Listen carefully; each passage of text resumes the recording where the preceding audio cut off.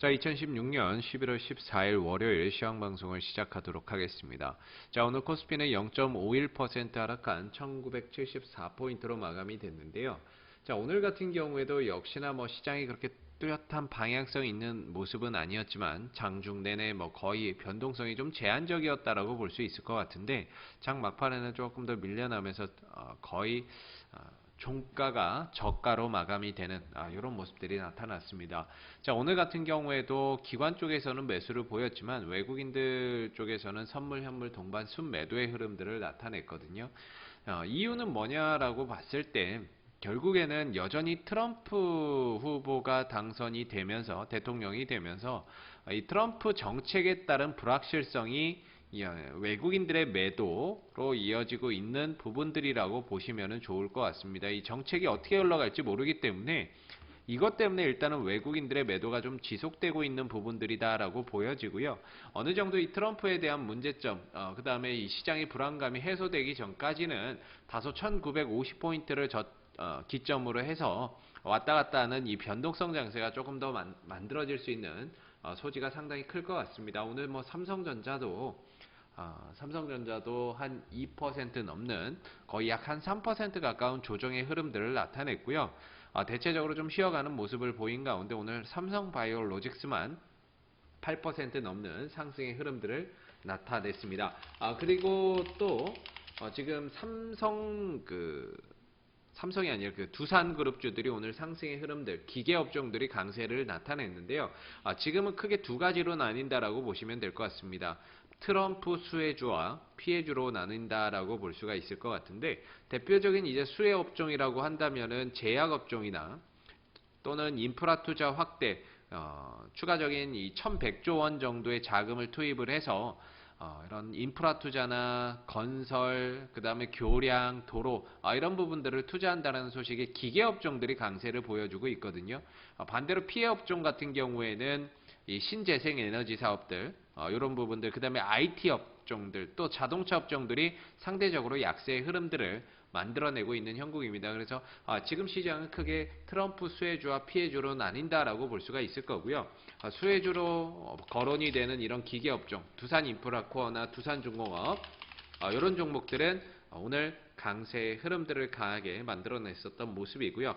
반대로 삼성전자라든지 이런 IT 업종들은 상대적으로 조정의 양상을 만들어냈었던 그런 하루의 모습이었다라고 보시면 될 것 같습니다. 기아차도 약세의 흐름들을 좀 나타냈고요. 전체적으로 좀 쉬어가는 모습들이었는데 지금 수혜주와 피해주로 나뉘는 그런 모습들이죠. 그래서 당분간은 시장 자체가 이 트럼프에 대한 불확실성으로 인해서 여기에 따라서 좌지우지되는 모습들이 좀 많이 나올 거기 때문에요. 이 부분들은 좀 감안해서 보실 필요가 있을 것 같고 당분간은 이 시장에서 트럼프에 대한 부분들 불확실성을 좀 지우기 위해서는 결국에는 시간적인 부분들이 좀 더 소요가 돼야 되지 않나 이런 생각을 볼 수 있을 것 같습니다. 그 다음에 이제 코스닥 같은 경우는 오늘 0.1% 하락 마감이 됐습니다. 최근에 10월 달에 하락, 11월 달에 이 트럼프 당선 이후에 급락이 나온 뒤로는 빠르게 회복을 해주고 안착이 되는 모습들인데요. 원래 시장이 가장 먼저 이렇게 급락이 나오고 투매가 나왔을 때 밑에서 제일 먼저 움직이는 게 중소형주입니다. 중소형주, 테마주, 개별 종목들이 가장 먼저 움직이고요.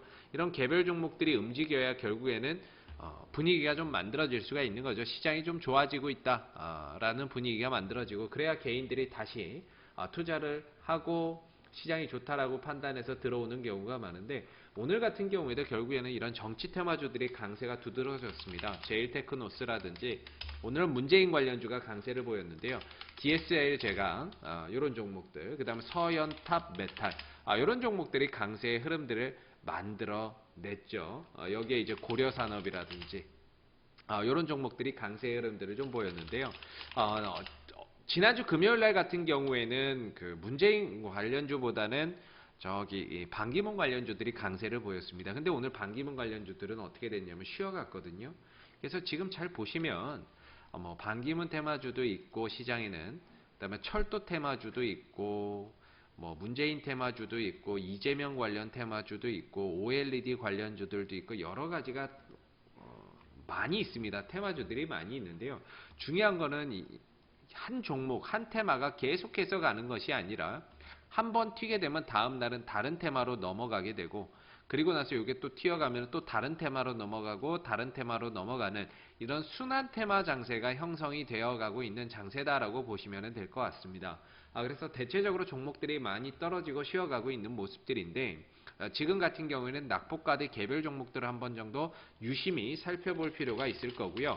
재룡전기나 재룡산업 이런 종목들은 대표적인 그 반기문 관련 테마주로 엮이는 종목이죠. 선도전기나 이런 종목들도 대표적인 반기문 테마주로 엮이는 종목들인데 지난주에는 조금 파동이 나오고 오늘은 좀 쉬어가고 있거든요. 그러나 이제 쉬고 난다 하더라도 끝난 것이 아니라 다시 흐름들이 만들어지면서 파동이 만들어질 수가 있는 거죠. 그래서 지금 같은 경우에는 튀는 종목을 쫓아가서 산다면 사실 승산이 없습니다. 물론 상한가를 간 종목들이 그 다음날 파동도 나오고 흐름들도 만들어지지만 실질적으로 치고 간 종목들을 다음날 사버리게 되면 이게 그 다음날 가는 것이 아니라 다른 쪽으로 넘어가 버린다는 거죠. 그래서 시장이 지금 저점 영역대에 접어들어 있고 여기에서 이제 하락을 했으니까 바닥을 만들어야 되겠죠. 바닥을 만들어가는 속에서는 순환 테마가 항상 만들어지게 됩니다. 그래서 파동 나오고 다음날은 쉬어가고 쉬고 나면 또 파동 나오고 이런 부분들이 만들어지기 때문에 치고 가는 종목들을 볼 것이 아니라 오늘 쉬어간 종목들, 아직 움직이지 않은 종목들, 튀고 나서 충분히 조정 나온 종목들 이런 종목들로 조금 더 눈여겨서 보시는 것이 결과적으로 조금 더 이 구간, 하방 구간 11월 달 바닥을 만들어가는 이 구간 속에서 시장 대비해서 높은 수익률을 조금 더 올릴 수 있는 방법이 아닌가라는 생각이 듭니다. 그래서 지금은 개별 종목들, 중소형주들, 테마주들 중심으로 보시되 올라간 것을 보는 게 아니라 가격 조정과 기간 조정을 충분히 거친 종목들, 밑바닥에 있는 종목들 중심으로 해서 한 번 더 살펴보시는 게 시장 대비해서 높은 수익률을 낼 수 있는 방법이니까는요. 지금은 중소형주들, 낙폭과대주들을 한번 잘 살펴보시기를 바라겠습니다. 자, 오늘 2016년 11월 14일 월요일 시황 방송은 여기서 마무리하도록 하고요. 내일 시황 방송에서 다시 찾아뵙도록 하겠습니다. 수고들 많으셨습니다.